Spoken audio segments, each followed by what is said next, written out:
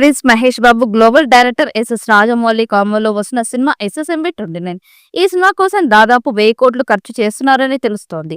ఈ సినిమాకి గరుడ అని టైటిల్ పెడతారని సమాచారం. ఈ సినిమా 2 భాగాలుగా ఉంటుందని కథనాలు వస్తున్నాయి. ఈ మూవీలో హాలీవుడ్ తార ప్రియాంక చోప్రా నటిస్తున్నారు.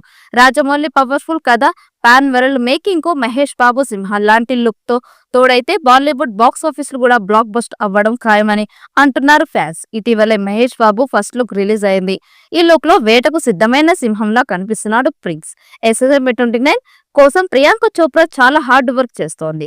ఈ సినిమాలో పీసీ విలన్ గా నటిస్తుందనే టాక్ ఉంది. ఇందుకు సంబంధించిన లుక్ టెస్ట్ కూడా ఫినిష్ చేశారట. ఈ సినిమాలో హీరోయిన్ గా హాలీవుడ్ బ్యూటీని తీసుకునేందుకు పరిశీలిస్తున్నారని సమాచారం.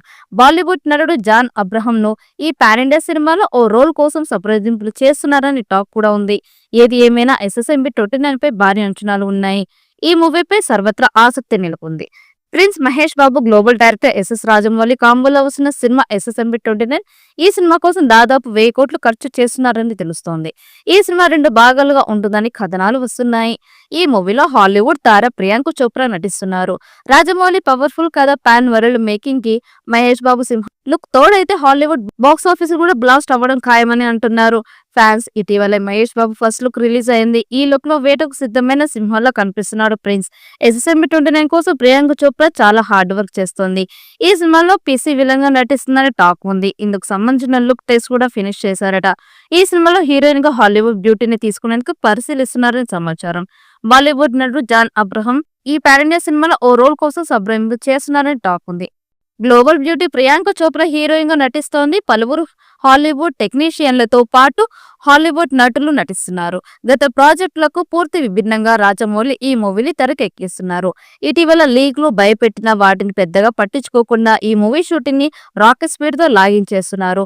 బాహుబలి నుంచి తన సినిమాల షూటింగ్ల కోసం అత్యధిక వర్కింగ్ డేస్ ని తీసుకుంటున్న రాజమౌళి ఈ మూవీ కోసం మాత్రం అలా చేయడం లేదు. రాకెట్ స్పీడ్ తో షూటింగ్ పూర్తి చేస్తూ ఆశ్చర్యపరుస్తున్నారు.